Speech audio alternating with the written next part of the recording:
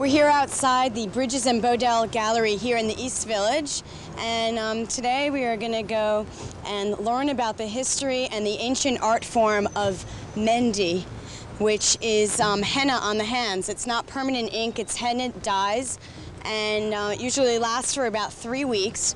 And today, my hand is going to be the sacrificial hand of mehndi, and we'll learn all about it inside with Loretta Room. Now, this henna painting originated in India and Morocco and mostly Muslim countries. Can you give us some background as to the history of this? Yeah, well, actually, there's a lot of controversy as to the origins of it, but the earliest recorded evidence of henna is from Egypt, actually. Egyptian mummies have been found to have traces of henna on their fingertips. So that's like 5,000-year-old mummies. So. And then I think from there, it probably was a gift from Egypt to India, and it spread from Hindu culture into Islamic culture during the Mughal era, and then moved across North Africa. But no matter what, it's been practiced for centuries, all through North Africa and East Asia, and all over the world, wherever there's an Islamic community or a Hindu community. So, and in terms of its associations, it's primarily the wedding ritual. It's done at the time of the wedding in Muslim and in Hindu culture, and also in Jewish ceremonies in Algeria and in North Africa. So Sephardic, Hindu, and Islamic culture all do this at the time of the wedding. As a symbol of good luck. Well, actually, it's more than good luck. It's considered a blessing upon the husband and the wife. And in some rituals, it's actually put between their hands, and they join their hands over a sacred fire. It's to honor the first joining physical union of husband and wife. Its mythological origins, it's in Hindu mythology, it's Parvati, is that right? The goddess Parvati. Parvati. Yes. Goddess Parvati. Yeah, and that's Lord Shiva. Lord Shiva's wife. Her husband. And he's like the god of destruction, and she supposedly decorates herself with henna in order to please him, and he's a very hard man to please. So, I mean, that's part of the whole belief. The whole ritual. Yeah. But then again, the goddess Lakshmi is also said to dwell in the mehndi design. So, and she's the goddess of prosperity and good luck. So, and then there's a lot of superstition and folklore, and it's believed that the color of your henna, if your color goes very deep, it's believed your husband will love you very much, and if your color is light, you really worry about it. We're here at Patricia Fields on 8th Street in Manhattan. I just got my hair styled and cut by artist extraordinaire, Danna. Hello, everyone. Danna, you're going to see coming up in the Howard Stern movie. She's a featured extra. Very excited about that. I worked very hard on that. It's coming out in the end of March, and the premiere is the end of February. So I'm very excited. You and Howard, you're going to sit next to Howard, right? I hope so, probably. As long as I get the good seat, honey. As long as I'm in front of Howard.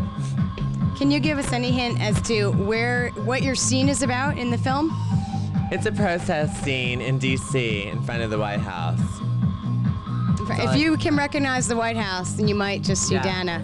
You know, Bill and Hillary. All right, let's talk about hair for a moment. Okay. Since this show's feature is hair and styling, how would you talk to me about how styling hair and color is an art in itself? Because it is an art. Of course, definitely.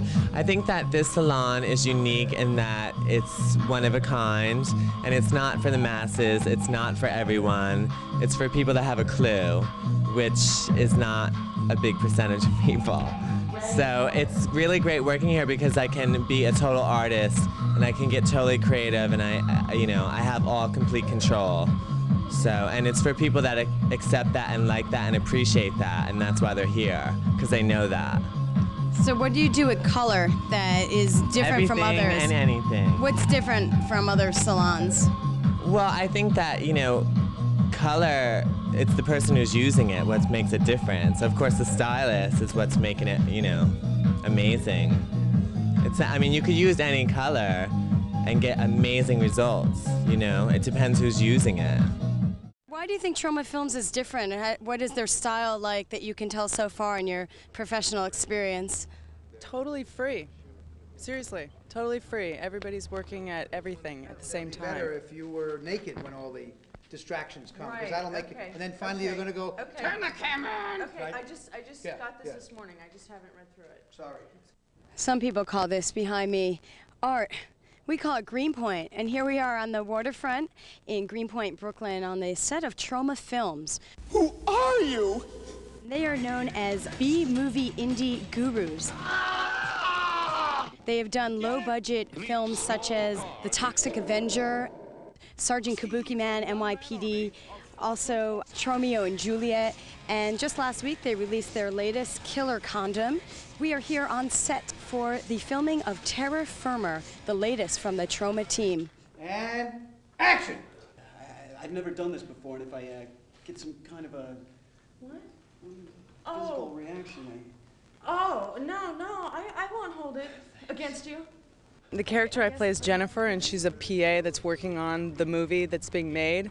Her sort of journey in this film is to go from meek servant picking up garbage off the ground to directing the movie by the end of the shoot. So it's kind of an unrealistic story, and yet one that will inspire us all. I have, and I'll do it. You'll do it? Yeah, I'll do it. She'll do it. I'll do it! Terra Firma is about a low-budget movie company that intersects with a genuine serial killer running around New York, except that this will be the first serial killing movie done in the spirit of Frank Capra. So once again, Troma brings you history. Troma from the ancient Latin means excellence on celluloid.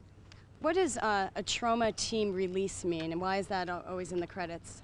Troma team release, that is something that occurs right after the nocturnal release. It's usually a very bizarre movie featuring huge amounts of, what you in the media call sex et violence. The people that like Troma movies, they know when they go to the cinema to see a Troma movie, Wendy, that they may love The Toxic Avenger, they may hate Sergeant Kabuki Man NYPD, but they know they're going to see something that they'll never forget, like Romeo and Juliet. One nice thing about Troma is we've opened a lot of doors. For example, DVD recently. Troma, about a year ago, started putting its movies out on DVD, which is a digital video disc, 4.5 hours of capacity. Not like a video cassette where you got to rewind and all that. This is digital. You can punch any spot you want. And it's interactive. So in addition to a wonderful movie like The Toxic Avenger, if the students of film wish to learn how Troma can do a great head-crushing scene, you click into the special effects department at Troma. So in addition to the movie, you get all the added-ons, like the great Troma intelligence test, which is a multiple choice, much better than the SATs.